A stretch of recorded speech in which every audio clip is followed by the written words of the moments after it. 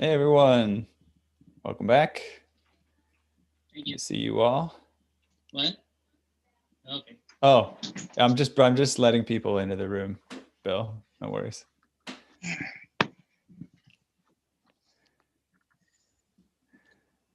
And we can take a minute to just let everybody Okay. settle in, make sure everybody joins, everybody has the link. Sorry, I just got back. Did I miss anything? No, you didn't miss anything. Not at all. Not at all. Not at all. Okay. I All knew you right. did. So You we're could all take another good. minute if you need to settle in, whatever. I just wanted to let people in. So Yeah, no, that's fine. Yeah, I think I'm okay. It's going to be a little distracting at first, just getting used to how how things will run. Here we go. cool. Yeah, it's Yeah. so I'll say this right away. So appreciative of you doing this. I mean, have you done a Zoom presentation No, like this? Yeah, so we no. really appreciate. We're, we're all Yeah, rooting for you. everything I've done's been in person, and I'd had a couple requests to do this kind of thing, and I'm like, I don't know how I'm going to do things on Zoom. And no, I mean this is it's good for it's good in every way. It's important for me to do, and the timing is good, and Awesome. mm, yeah, it's as good as it can be. Very good. Very good. Well, I appreciate so much you being among those of us pushing the envelope, pushing the boundaries in the future, and yeah, I'm really excited to see what you have to share. I'll Yeah, give well, a thanks. I'll give a quick introduction and then we'll get started. I'll hand it over to you and then just let me know if you have any issues or questions. Um, I'll tell everybody I talked to Bill up front and he said, in terms of questions, feel free to just interject them as things go along. You can put them in the chat and I'll make sure and deliver them as we go to have some engagement in the conversation. If you feel like it's appropriate, you can unmute yourself and just check in and say hi and say something. If you do, you could say where you're from and who you are in case we can't see your video, so we can just know that. And I'll give an intro to Bill here. So Bill, in 1999, while a graduate student in wildlife ecology, I still want to hear more about that because I studied biology myself. But Bill's made a career shift to piano technology, and he did not look back. Bill is an RPT and PTG member, providing high-end full-service piano care, but has a particular passion for rebuilding. He's trained with Yamaha and Steinway, published numerous articles in the PTG Journal, and currently serves as one of its editors. Bill is the owner operator of A440 William R. Monroe Piano Services Incorporated in Belleville, Wisconsin. And the course he's put together, he's calling Every Piano. It's a presentation of his approach to selling extended service work from basic repairs to complete rebuilding. He's going to talk about the philosophy behind selling extended service, share some templates and worksheets, and delve into some of the most common areas of service that all pianos will need at some level or another. He'll talk about some of the less commonly thought of service needs of pianos and pitfalls to avoid with some of the work we sell. His goal is to give you the information you need to sell extended service work without worry, which benefits your clients and you. So, Bill, nice description for your class. Let's check in with you. All right. How would you like to start? Um, I guess I'll just start talking. Awesome. Thanks. First of all, a big thank you to you, Ethan, and for putting this whole thing together. This is an awfully unique opportunity we have.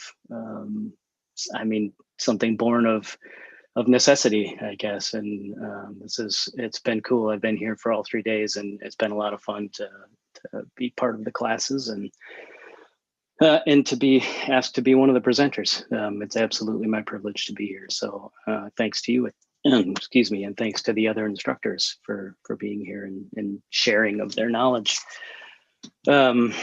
Awesome. I have a few documents that go with this presentation, and I've given those to Ethan to put in a folder like we did with some of the other instructors. So if you see something like that, it will be there in the folder. So don't worry about getting a copy. They're there for you.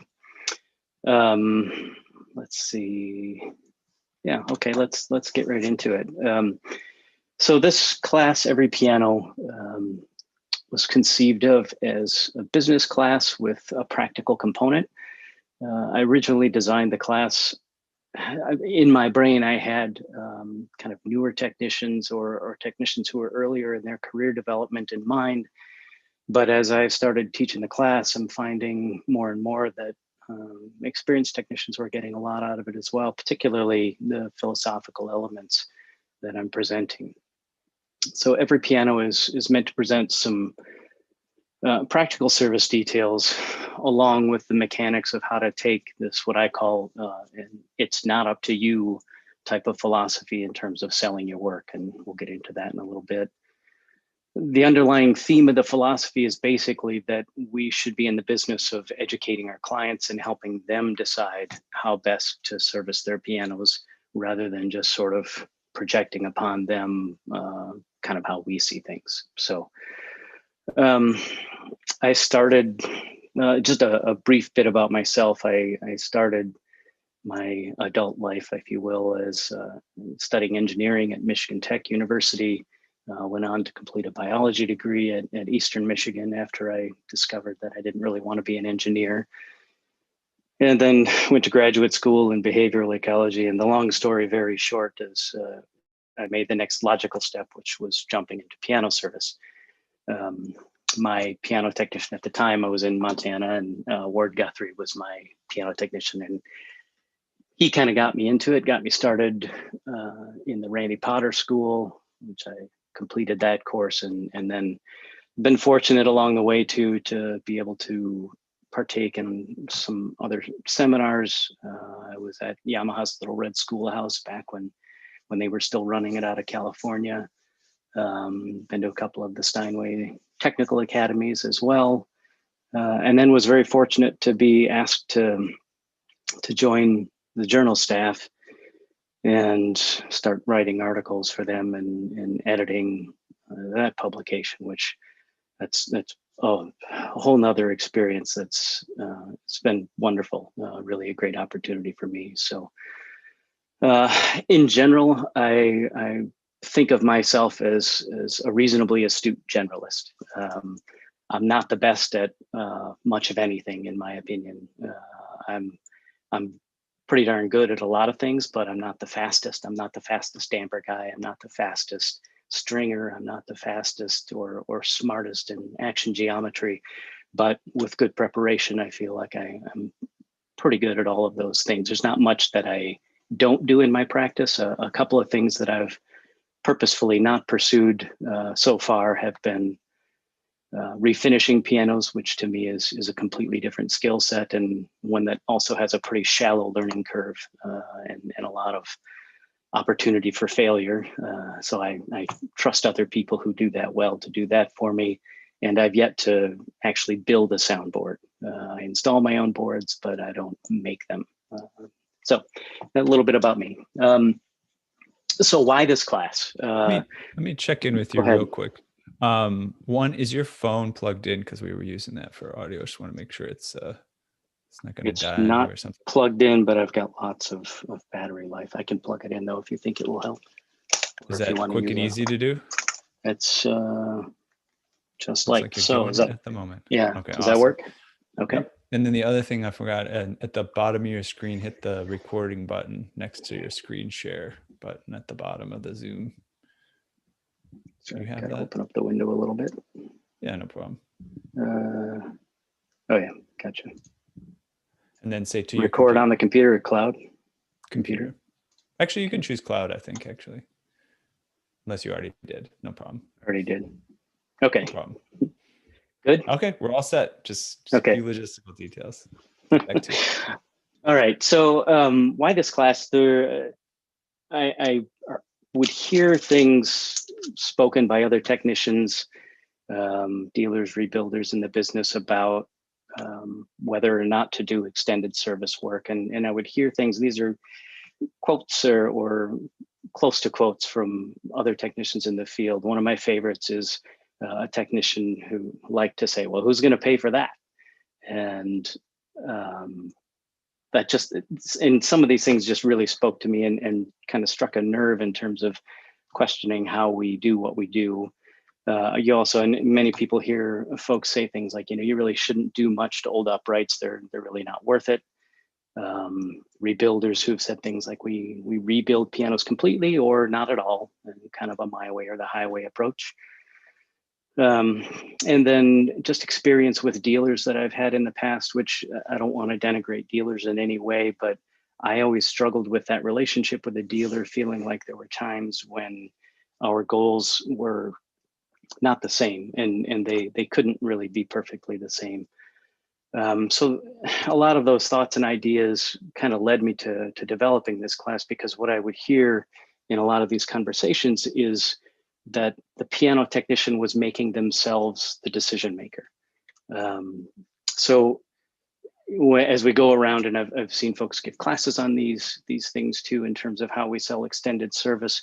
Some of the more common approaches that I would see to that are things like offering discrete levels of service, a tier 1, 2, or 3 approach, basic, premium, artist, good, better, best, however you want to phrase that. That kind of represented more of a recipe approach. And another option or possibility for selling this work was offering levels of service kind of based upon our own perceptions of our clients, what their level of musicality was. I've heard technicians talk about selling based on income levels, their perceived income levels, what kind of house they live in, the neighborhood, what kind of service intervals the clients have. So kind of interpreting from what we see, what we think they might be interested in. Another method for selling extended service, my personal favorite and one I've engaged in periodically, is what I like to call punting, offering service basically based on how we're feeling at the moment. And it happens. And if you go in without a plan, very often what we resort to is this kind of punting approach. And again, in all of these kinds of approaches, what I'm hearing or what I'm seeing is that the piano technician is making themselves the decision maker in this process.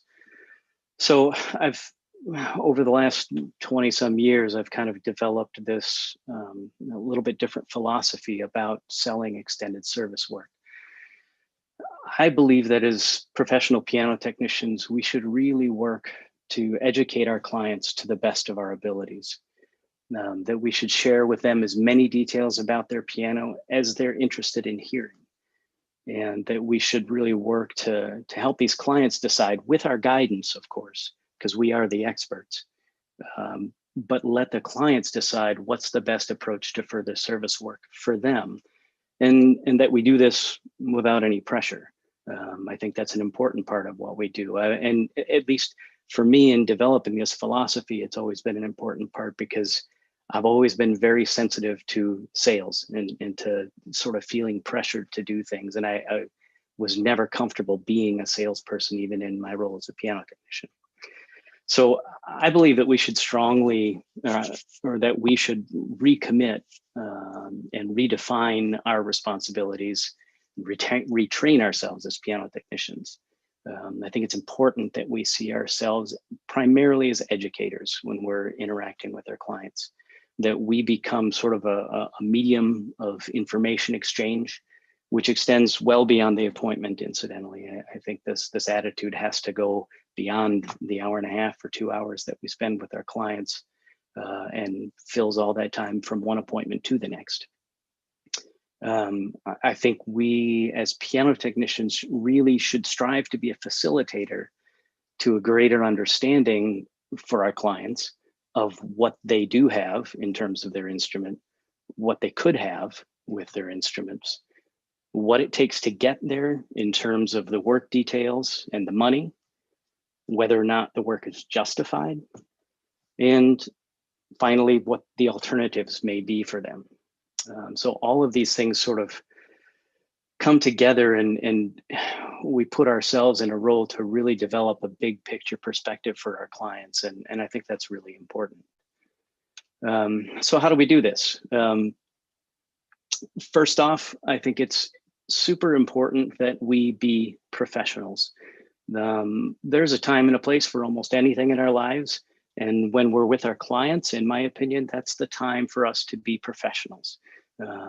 It really impacts our success at information sharing, as well as our success as piano technicians. I think that every action that we take as a service person, having been asked into the homes of our clients to take care of their pianos, needs to be done with a sensitivity to our clients and their pianos. It needs to be done with respect for our clients' home, their belongings, everything that we're in contact with. And this is particularly important now with the current state of the world and the country. I think that what we do needs to be done with a great sense of humility. I think there is absolutely no place for arrogance or hubris in what we do. Confidence, yes, we need to be confident technicians, but we can do that without arrogance, and we can do that being humble as well.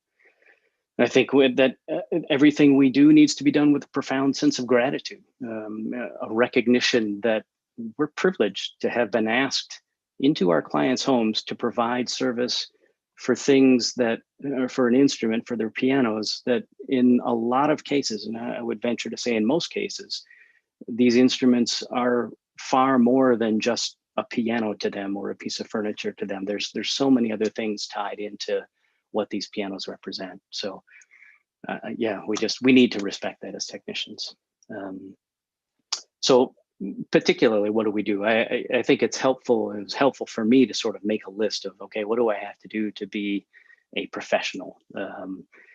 I think we have to do everything we can to be a professional and to make a very professional first impression with the clients that we see. And everybody can make their own list, and it can go on for a very, very long time.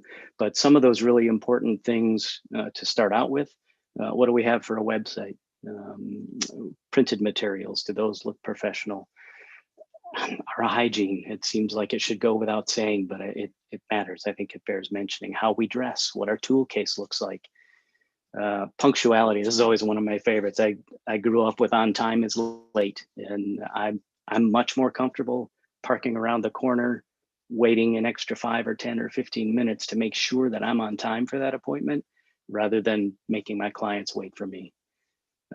Your vehicle, how that looks. When we don't all have to drive Mercedes, but whatever we drive should look like we care about it. Where we park, parking in the street is, in mind, the place that I work, that's the most sensible thing. That varies, I think, depending on where you are in the country. But invariably, if I park in somebody's driveway, I have to move. And that disrupts the whole flow of everything that we do. So parking in the street, when you enter somebody's home, at the very least, offer to remove your shoes, show respect for their home that way. How we talk to our clients, our speech. And this one's a big one to me too, our willingness to ask questions and to honestly listen to our clients and show that we really have an honest interest, in their pianos and their perspectives. I think it's very easy to just kind of get talking as technicians and let our clients know how much we know. But I think it's even that much more important that we take the time to really honestly listen to them and hear what they have to say about their instruments and their situations. I agree with the perspective, having said all of those things, I agree with the perspective that neither our clients nor anybody else should judge us based on how we look, based on that first appearance. But they will.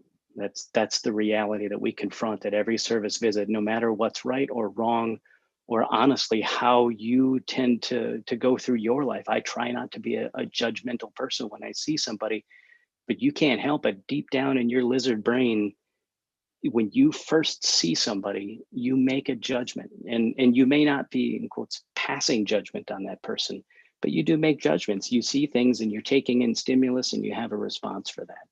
So I think it serves us well to accept the fact that our clients will judge us. And that's okay. It's only natural. It's far easier to excuse yourself for being overdressed, for example, than being underdressed. And I think you will be more successful as a piano technician if you acknowledge the importance of a professional presentation in what you do. Dressing that way, it delivers a message to our clients that we care what they think, and we should care what they think to some degree. And again, ultimately, these are decisions that every technician is going to have to make for themselves. You make your bed and you sleep in it, and whatever approach you choose, there's going to be advantages and there's going to be disadvantages. And what I'm trying to create in this message today is the idea that you will be more successful in terms of the work that you sell and the clients you retain if you respect professionalism in what we do.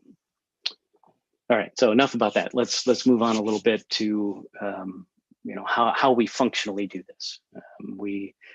Going into that first appointment with a client, we step in and some of the very first things we need to do is to gather some information about them, about their piano, to share a little bit of information with them about what we understand and maybe clarify some questions they may have. A good piece of advice was given to me many years ago, and that was that we were born with 2 ears and 1 mouth, and we should use those proportionately. Again, it's very easy to get talking and just become enamored of the things you have to say. But again, I think you'll find you'll gain trust and you'll gain understanding with your clients if you listen more than you talk. Ask them questions about themselves. People love to talk about themselves. And the more you engage on that level, the more you start to build that personal rapport with those clients. So in my opinion, the first appointment that you have with a client is almost always the best time to begin the conversation of extended service items with them.